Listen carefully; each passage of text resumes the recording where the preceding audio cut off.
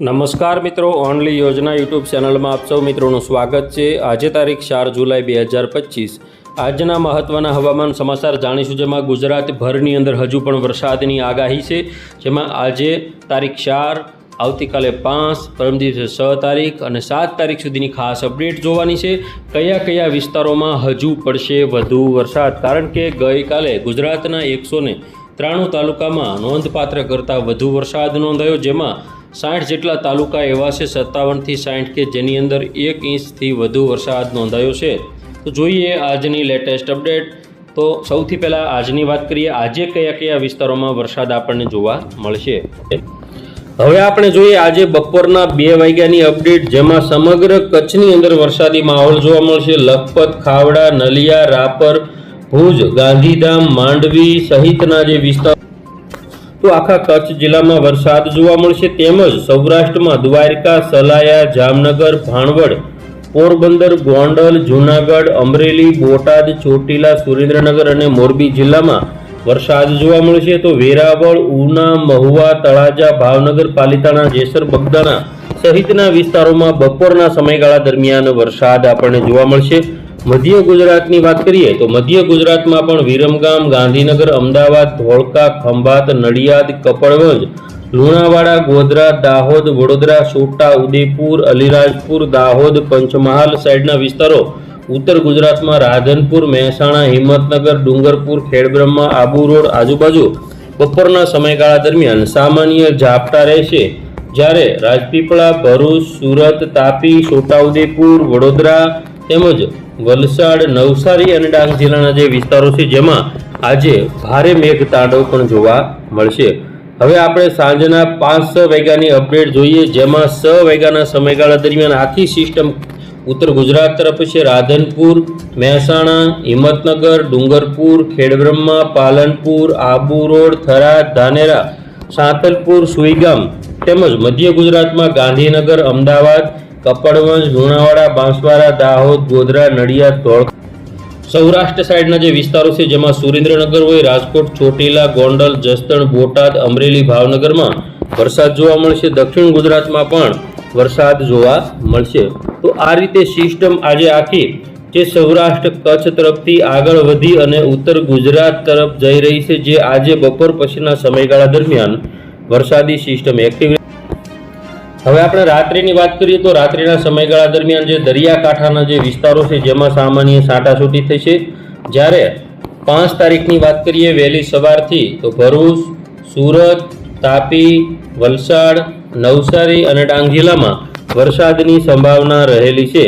જેમાં ખાસ કરીને આવતીકાલે બપોરનો જે સમયગાળો છે 2 વાગ્યાનો, તો 2 વાગ્યાના સમયગાળાની આપણે ખાસ અપડેટ જોઈએ, જેમાં પોરબંદર, જૂનાગઢ, અમરેલી, ભાવનગર, તળાજા, મહુવા, જેસર, બગદાણા, પાલિતાણા, ગારિયાધાર, ગોંડલ, જસદણ, બોટાદ, લુણાવાડા સાઈડના જે બધા વિસ્તારો છે, ચોટીલા સાઈડના વિસ્તારો છે, મોરબી, સુરેન્દ્રનગર, ધોળકા, ખંભાત આ બધા વિસ્તારોમાં વરસાદ જોવા મળશે। તો મધ્ય ગુજરાત, ઉત્તર ગુજરાતમાં રાધનપુર, પાલનપુર, ખેડબ્રહ્મા, મહેસાણા, હિંમતનગર, ડુંગરપુર, બાંસવાડા સાઈડના જે વિસ્તારો છે તેમજ દાહોદ, ગોધરા, વડોદરા, છોટા ઉદેપુર આ બધા વિસ્તારોમાં વરસાદ આવતીકાલે જોવા મળશે। તો આવતીકાલે બપોરના સમયગાળા દરમિયાન દક્ષિણ ગુજરાતમાં પણ વરસાદ જોવા મળશે। અમોદ, ભરૂચ, રાજપીપળા, સુરત, તાપી તેમજ જે વલસાડ, નવસારી અને ડાંગ જિલ્લાના જે વિસ્તારો છે જેમાં પણ વરસાદની સંભાવના આવતીકાલે રહેલી છે।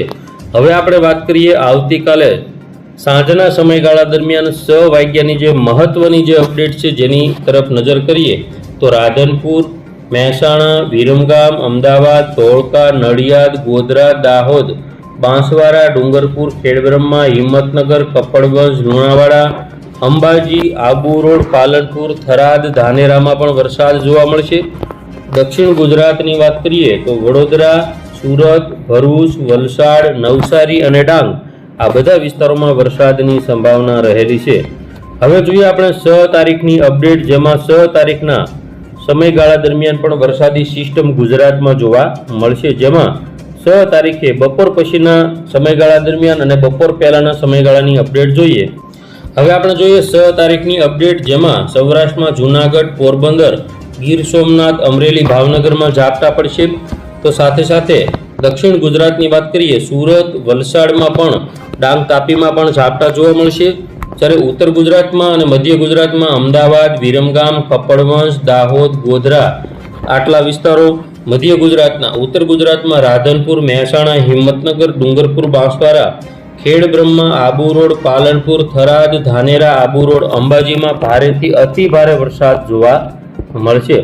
6 તારીખે બપોરના સમયગાળા દરમિયાન જે સૌરાષ્ટ્રની દરિયાઈ પટ્ટીના જે વિસ્તારો છે જેમાં ભાવનગર, તળાજા, મહુવા, અમરેલી, ગીર સોમનાથ, વેરાવળ, જૂનાગઢ, પોરબંદર આ બધા વિસ્તારોમાં વરસાદ જોવા મળશે. તો દક્ષિણ ગુજરાતની આપણે વાત કરીએ તો અમોદ, ભરૂચ, રાજપીપળા, સુરત, તાપી તેમજ વલસાડ, નવસારી અને ડાંગ જિલ્લાના જે વિસ્તારો છે જેમાં પણ વરસાદ આપણને જોવા મળશે.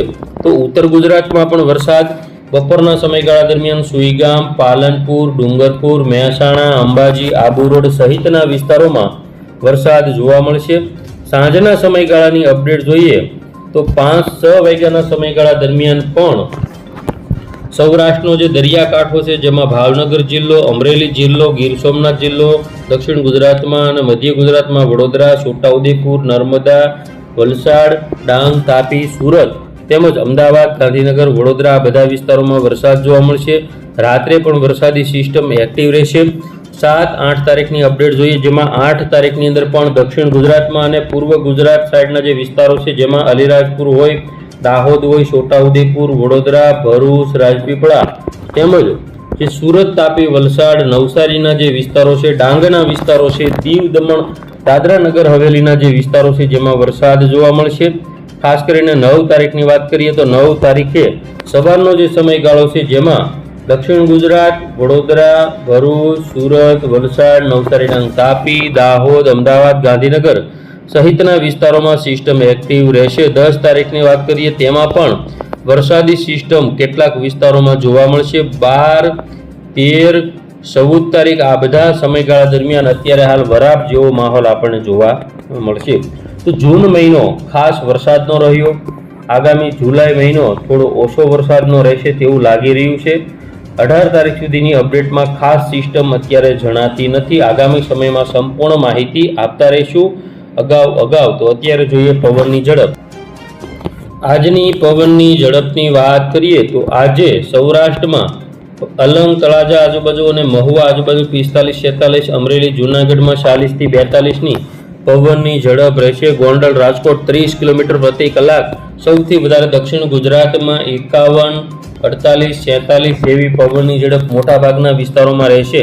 બાકી ગુજરાતમાં ક્યાંય ભારે પવન નહીં ફૂંકાય. આવતીકાલની અપડેટ જોઈએ. 5 તારીખમાં ભાવનગરમાં 38, ઉના 52, જૂનાગઢ, પોરબંદર 47, કચ્છમાં 42 અને દક્ષિણ ગુજરાતમાં 52 થી 53ની પવનની ઝડપ રહેશે. આગામી 6-7 તારીખની વાત કરીએ તેમાં પણ પવનની ઝડપ 45 થી 50ની રહેશે. 10, 11, 12 તારીખ સુધી જોઈએ તો આ બધા સમયગાળા દરમિયાન પવનની ઝડપ રહેશે. 13, 14 અને 15ની અંદર ઓછી રહેશે. 16, 17, 18 તારીખ સુધી 18 તારીખ 17, 18થી પવનની ઝડપ ફરી વખત 45 થી 50ના છોટાના પવનો જોવા મળશે પ્રતિ કલાકે.